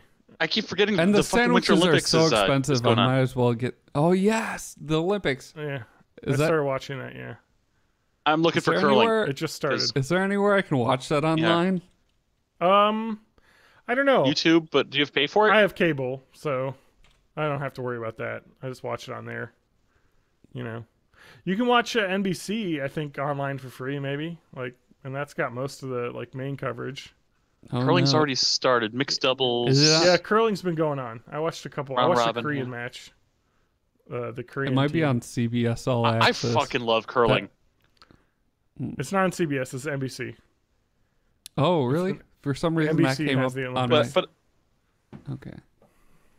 I think they're doing it on YouTube, but I don't know if it's something you have to subscribe to Yeah, I or don't pay know. for. They got to figure out a way to make that free with ad support Let me online. just log like- into my Hulu account that I own. I don't know if they have stuff on Hulu. They might.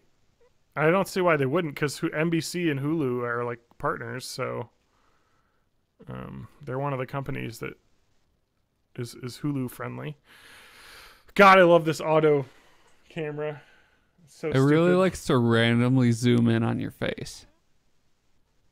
when the lighting changes just Yeah, a little bit. It does. But it's cool. It's like an action cam. All right, so let's talk about something else. House hunting was fun. but it's starting to get kind of like, I just want a place to move to. I'm done looking. Please let us find a place. You should move let's into talk that about a house that different- we did the ghost hunt at. Let's talk about a different kind of hunting. Let's talk about Ooh. Monhun World, as it's called. Monster hunting. Yeah. You must like the monster hunting. So not the Pokemonster. Not the so have you pocket heard monster of- hunting. So you've heard of Mohun or Monhun? That is Japan, because Japanese people absolutely love to shorten everything down into really short fake words. Because you have Monhun. what's Dragon Quest? It's Drachwe. So it's Okay, yep. yeah, it's they just like to do it. So Monster Hunter. A personal computer is a persocom. Eigo ga dekimasu ka? Nihongo wa Persocom. amari hanasemasu. Instead of PC. Did you know that it's not Monster Hunter though? It's not Monhun. It's Monhan. Because Monster Hamster. because Japanese is really funny, because when they use English words that they just Japanify English words basically. So They want to get the pronunciation closer with the syllables they have. So Monster Hunter is Monsuta Hanta. So it's pretty. It's Monhan, Han, which is because funny. if you were to spell out hunter the way it is in English, it's hunter. Yeah. And you wouldn't want that. Yep. So. Yep. Hunter. Yes. It's just funny how that works. But anyway, Monster Hunter World is, and people are like, Monster Hunter's been around a long time, and nobody's ever talked about it. But this one's got a lot of mainstream press and people talking about it and playing it. It's because this is the first Monster Hunter to come out on a non-handheld, non-Nintendo console, because they did put one out on the Wii, and the Wii U, but those were not heavily like purchased. It was more of a niche thing. Yeah, it was a thing. So this game is the newest one. A lot of incredible like simplifications, ease of use, stuff that fixes the game. And I guess the best way to describe this for someone who's never played Monster Hunter before is it's like cooperative boss battling is kind of the way it is. And it is a game that I would say this is what I wished Destiny would have been in terms of a multiplayer like loot game. Because it is very much a let's play with my friends, or you can play alone, and you're kind of grinding the same monsters and doing quests and earning loot to craft gear and level up your guy, and it's kind of the loot cycle. But unlike Destiny, it doesn't feel bad. I don't know how to describe why it isn't bad like Destiny is. The loot drop percentages aren't dumb, and what you drop is what you're using to build your new gear. That's true. So, that's one way. Well, some of the drop rates are kind of dumb for the higher level stuff, but that's the whole point. But the idea is that you're choosing what you want to do with the items that you get. So you are working on crafting stuff, so you can focus on a thing. Because you're like, oh, I need to get bones, so I'm going to do the quests that increase the bone piles that randomly generate in the world, so that I can go loot more bones and get that, so I can create my sweet bone sword that I have. I do need to get bones, correct, man. But I actually have like mostly bone gear as well. But this game is awesome. You have a cat friend named Palico, which is a little walking cat who is your like buddy that goes around with you in combat and like is your like backup guy who like distracts the monster sometimes, or throws potions at you, and sometimes collects like little items for you randomly. It's a really cool like feature. Kind of, I don't know. It's another little guy you can dress up with the stuff that you find. So to make Matt jealous, because I want to kind of throw this out there. The big thing when it comes to the game is the fact that, what is it? Is there 13 or 15 different weapon sets that you can. 13, or 14 13. maybe, somewhere around between 13 and 15.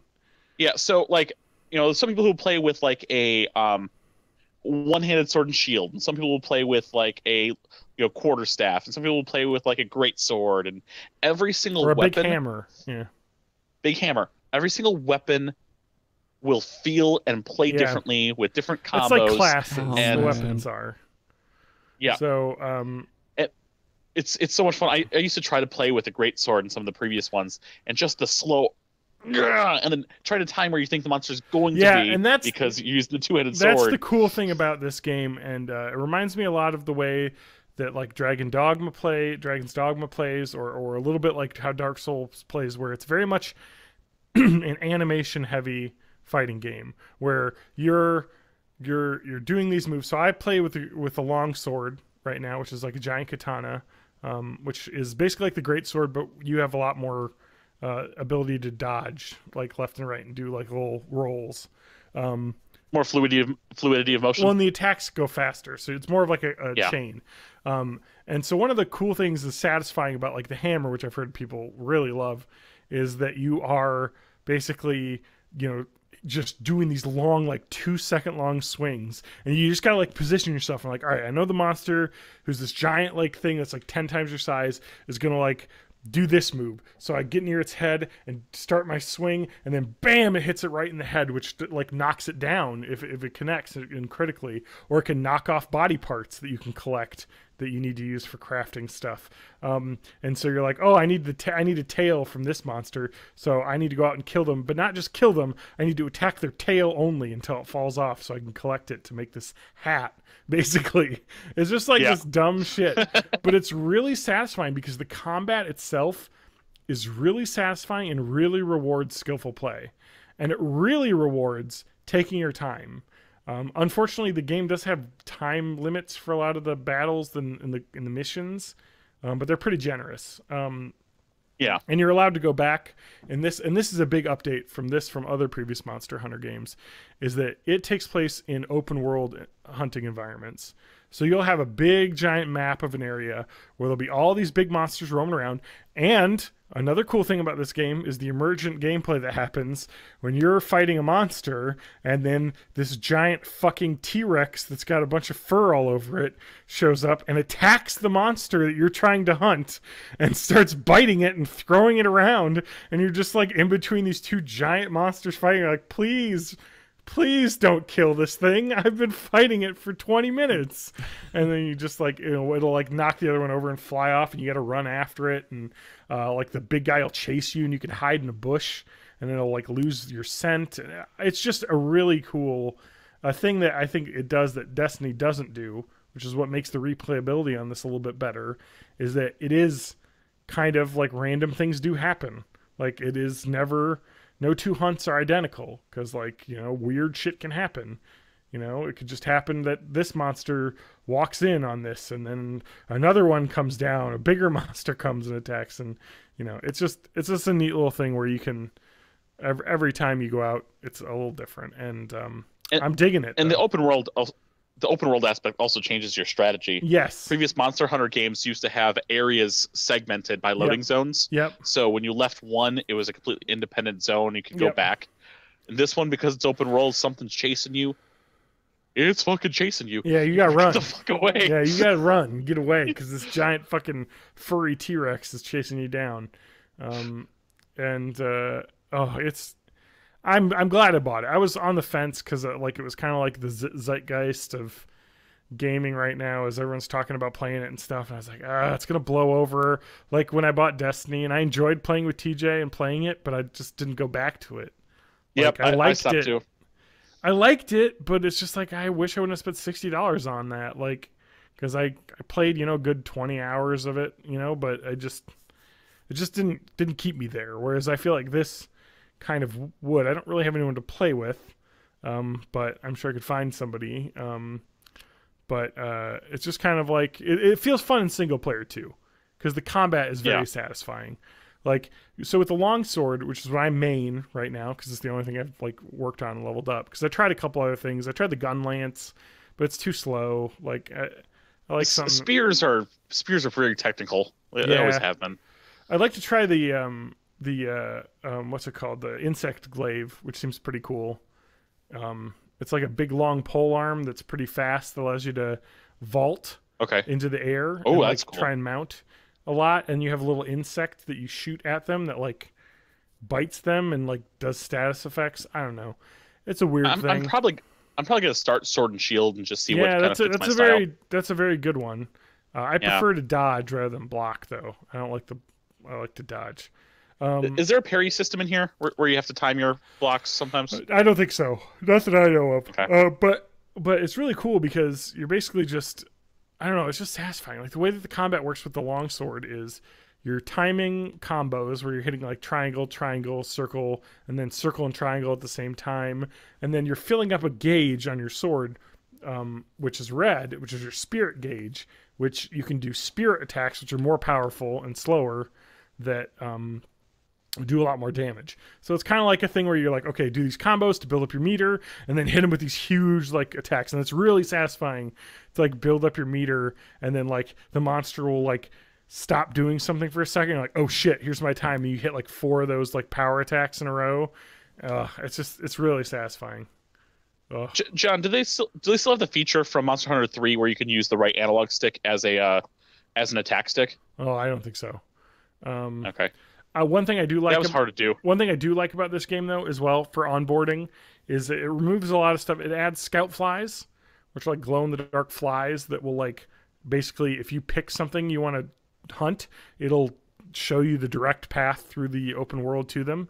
So there's none of that like looking at your map and trying to find something tedium that, I mean, some people probably would be mad that they got rid of that, but it also is like a thing where it's like, but I don't think I would be playing it if I had to like do all that complicated shit. Because I'm like, there's so many things going on because you're collecting like items while you're out there in the open world, and it has auto crafting now.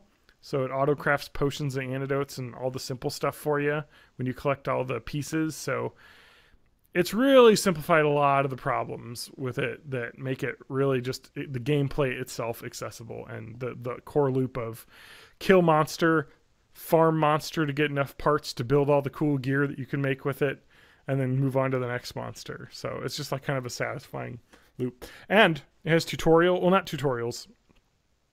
There's a place where you can go and test out every weapon type in a little arena. So you can kind of get a feel for what you want to do. So it's nice. You can spend lots of time trying all the different weapons.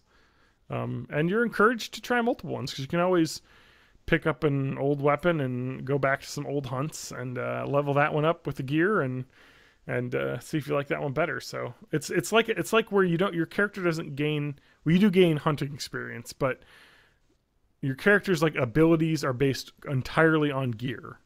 So like you don't have multiple characters. You have one character that you level each piece of gear for. You know what I mean? So like you can switch to a different class by switching to like a different weapon type and leveling that up. So I don't know. It's really cool. A lot of flexibility in the way you can play. It's just really cool. So I don't know. I'm loving it though. It's very good. My first Monster Hunter. Matt, they are making this for PC. It will come out in the fall, they said. It was supposed to come out like in March, but they pushed it to fall. As opposed to Red Dead Redemption, which we still have no clue whether they're making number 2 for PC. Yeah, but Red Dead Redemption. Keep hearing people saying it's going to come out for PC, but I don't know like how since seriously last episode I should take those rumors. It has to come out for PC. We have a Red Dead 2 release date for console, though. Yeah. October 26th. Yeah, it has to come out, though, for PC because of Grand Theft Auto 5. Yeah, I think they're using the same engine. Yeah, and I think their multiplayer is going to be similar to Grand Theft Auto 5, where it's an open, persistent world where you can dick around in and level your guys up and show off your gear. Because Grand Theft Auto 5 continues to be one of the top 10 revenue-generating games, like years and years after release, because it's a great game. Like, the online in Grand Theft Auto 5 is incredible. They keep putting new modes in. Like, and just really neat. Like, there's always something new to play on Grand Theft Auto 5. So it's kind of like a MMO almost. So, Anyway. What's... Man, the U.S. curling team fucking sucks. Hey. Or at least mixed doubles. TJ, enough Olympics. We're only beating Finland. Yeah. Finland. Hey, Finland's a pretty good country, right? For Winter South Korea's Olympics, beating us. Or combined Korea. Whatever it is. All right, who wants to talk about something else? Somebody else take the floor. I cede the floor. My 8 hour long filibuster of the podcast floor has ended. Matt, you've seen the floor did. Matt, go. I watched how's Cloverfield the Paradox. Cloverfield Paradox? Yeah, Oh. how was it? It was free. I saw a trailer for that. What be at the Super Bowl? Yeah, that's where I heard about it. It's got that guy from the IT crowd, and what's his name? That dude that always plays the evil German. He was in like Captain America: Civil War. He's in that. There's Wait, what person from the IT crowd is in it? The Irish guy. Oh, Chris O'Dowd. Yeah. Oh, Chris O'Dowd. So it takes place on a space station where they're testing out an experimental new sort of energy MacGuffin, and they fire it up and shit goes wrong. They end up punching a hole through the multiverse and getting stuck in another dimension, and from there it kind of gets into a sort of what's the movie? Event Horizon kind of deal. Oh, I like that idea. So it's kind of a weird cross between like Event Horizon and just kind of like a long, big budget Twilight Zone episode. I thought it was alright. What does this have to do with Cloverfield? So here's the thing about Cloverfield. I don't think Cloverfield is an actual like continuous world. I think it's just like a Twilight Zone, like where each episode has sort of a consistent feel, but it's got but it's just not necessarily connected to each other narratively. Yeah. So I don't think there's going to be like a big long thing where eventually all the Cloverfield movies line up and it all makes sense. I think it's just more of a brand that they're using to market this sort of weird Twilight Zone-y sci-fi. If you have a Netflix thing, it's worth the hour and a half or whatever to watch it. The already it's you're worth the paying $0. It's worth the time that I spent on it. It's got Zhang Ziyi in it. Sure does. The Chinese actress. Well, you got to have a Chinese actress in your movies now. Because I know who she is then now. She's very famous. She's the House of Flying Daggers, Memoirs of a Geisha. Like, she's like the super famous Chinese actress. So, that's as cool. opposed to the super famous South Korean actress that we all know and love. Oh, what was her name? Asanko. TJ's got it sure down. was. He's been stalking. And then I think they have another Cloverfield movie that they're making right now. Oh, really? Yeah, it's like there's another one coming. So I kind of like this idea of Cloverfield Paradox. I don't know. I like the fact that it exists because it's like the kind of thing that wouldn't normally see like a big budget release. So, like between this and like 10 Cloverfield Lane, the Cloverfield brand seems to be like a more old school, but also somehow more experimental style of sci-fi than what we usually get in like big budget stuff. So you're saying this is like Black Mirror, but movies? It is. It's Black Mirror adjacent. Okay. But it is more like a Twilight Zone episode than Black Mirror, I'd say. I don't know. It's just like the weirdness and twists and turns have more of like that Twilight Zone feel to it. I mean, It cool, is though. bleak like a Black Mirror episode, but it doesn't hammer you over the head with the bleakness as much. It's more just like, what the fuck is going on kind of thing. Uh-huh.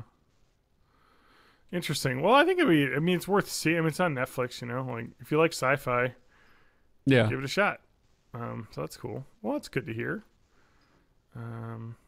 So, John, before we finish this episode, Sure. I know you were streaming. We're getting as near you're the end. As you're finally playing the Final Fantasies. Yeah, you were streaming Final Fantasy 1. That's correct. I'm doing my Final so I was Fantasy series, Finally Fantasy. So I was thinking, at least for when live streaming, Yeah. that is actually a game that if you were streaming Yeah. and I was streaming at the same time, Yeah. and we were talking in Discord, Yeah. we can send people links to what's called multi-Twitch, where they Okay. can watch both of us at the same time and just listen to one of the audios. Okay. What Well, you have to let me is know one time you can stream. multi-Twitch? We could do it. For sure. Yeah. So that Then I'll seems be fun. there for color yeah, commentary. I want to play through the Final Fantasy games. Final Fantasy 1's pretty dry in terms of games. It's very dry. There's not a yeah. lot in there. Not a lot of story. It's pretty bare. It's like, No, you're the it's- heroes. Go be heroes. So Yep. I tried to be a little bit more fun on the commentary, but it's kind of hard because there's not a lot to go off of. It's not a lot to riff on. No. So it's fine. But it'd be nice if you had someone else to talk to, so that would help. Because I Yeah. want to get through. Especially because We're getting raided again. Oh no! we're getting rated, really? No, I'm kidding. Monkey Roblox. I don't think it starts with a hello. But anyway, hey, you want to calm the fuck down? I'm talking to my cats. They're racing around out here. Jesus Christ. It's like late and they're just flipping out. No, but yeah, I'd like to finish. I want to get through the fucking Final Fantasy games. I played like 80% of 6, like 40% of 7, none of 8, like 80% of 9, 100% of 10, didn't finish 12, didn't finish 13. You know, like, so I got a lot to get through here, you know. And so I'd like to get through them. I know 2 is bad. TJ, you said you were playing Dawn of Souls? No, you're playing Dawn of Souls. I'm playing Origins. You're playing Origins, yes. The PS1. PS1 is hard to emulate. I don't like it. It's too complicated for me. We'll talk about it. I can actually show you where to. Because, like, I get it. There's some better ones. I got it figured out, but, like, so I downloaded EPSXE, the newest version. It just doesn't work on my computer. Like, it just won't load anything. And Really? I downloaded an older version with everything, and that one runs. So, but I don't know. I prefer using like Game Boy or other things as a thing because I think it works better because it doesn't. The emulation is so much easier. Yeah. Because anyway, but I've heard that the Dawn of Souls Game Boy Advance version of the game is pretty similar to the Origins version. Except for you're playing with magic points and I'm playing with number of spells per level. Oh, I have numbers for spells per level as well. No. I'm talking like my magic points are I have 7 spells of level 1 to use until I have to replenish. Oh, so it's like it's literally exactly the same as tiered. Dungeons and Dragons. Well, the way it works in Dawn of Souls is it's tiered, where you have but it's still just magic points from a pool. But you're only allowed to learn 3 Yep. Of the tier 1 spells of a class at a time. So it's just kind of like So it's funny that you talked about what percentage of the Final Fantasies you've played. I did maybe about half of 1. Yeah. About a quarter of 2. Mm-hmm. About maybe a tenth of 3. I played a lot of 3 because I bought the DS version and played a bunch of that. So did I. I did about 65% of 4. About half of 5. Maybe 20% of 6. Okay. 95% of 7. I did not finish it. Yeah. Finished 8. 9, about 90%. 10, I finished. 12, not even a quarter. There's a lot in 12. Yes. 13, I technically finished the prologue, so I'm half done? Yep. I don't know. Same here. That's when I stopped playing too. I got through the hallways and I was done. Yeah, I got 24 hours into that game right now. And I own 13.2 and 13.3. Yeah. But I've not started them because I won't do it until I finish 13. Yeah. 13.2 10.2 I finished. Okay. I liked 10.2. Am I going to do that with Final Fantasy? Am I going to do 10.2 I heard it's good. No, you won't. I like it, but I won't say that it's generally accepted as good. You change dresses, it's cool. Changing outfits. jobs mid-battle is awesome. Yeah, it's a neat idea. Matt, you can play us off. Yeah, we're done. This all came because I played part of watched that one where the spiky-haired boy played soccer at the beginning, and then I played a lot of. I played about 5 minutes of Final Fantasy 11 online before I got bored and went back to Dark Age of Camelot. Yeah, so yeah, this all started because I watched the AGDQ, which was a couple weeks ago. They did. Someone played a Final Fantasy IV run, which I had never seen done speedrun. It was a really good speedrun because there's some crazy broken stuff that happens at the end of that game. Yeah, including a lot of manipulation of the RNG, which is the randomness in the game. It was like, this game looks really cool, and I've heard Final Fantasy IV is a really cool story. It's a really neat game. I've started it a few times. I've never finished it, so I'm looking forward to playing that. Is there a way to play 5 in the US yet? Yeah. There's lots of ways to play 5 in the US. One? There's a so there's the PS1 version which you can play on any PS1, PS3, PS Vita, PSP, etc. There's Game Boy Advance. Oh, they did 4, 5, and 6 on Game Boy Advance. Oh, I'm good then. So yeah, you're good on that. Let's play the Game Boy Advance versions. Although I heard the PSP version of 4 is the best one. And that version you can get on Steam. You can play just about every numbered Final Fantasy on Steam. I don't think you can get the PSP version on Steam. That's the DS version on Steam. Oh, that's right, the 3D graphics. Which I don't like. I like the 2D graphics. No, I don't like the chibi for 4. Chibi for 3 is fine, though. Well, the 3 was never released in the US in any sort of 2D form, so we'd have to play a fan translation of that one, so... I probably still have one around. Yeah, so... No, I don't mind that one for that one, so... So the look forward to that. The website is bornintheeighties.net. Thank you. Oh, I gotta tell Adam about that. He's gotta renew the website. Registration. Oh, that's right. He owns that one. But you can find me on Twitter at John Danger. Oh, I got 60 days yet. I'm at Matt Haig Music everywhere. Stream my shit on Spotify or wherever fine music is streamed. Go to devume.com and buy Matt some views on YouTube. Don't do that. No. Well, you can't monetize on YouTube anyway, Matt. You don't have enough subscribers. And watch time. Oh yeah, maybe I can't monetize under the new rules. Oh. Yeah.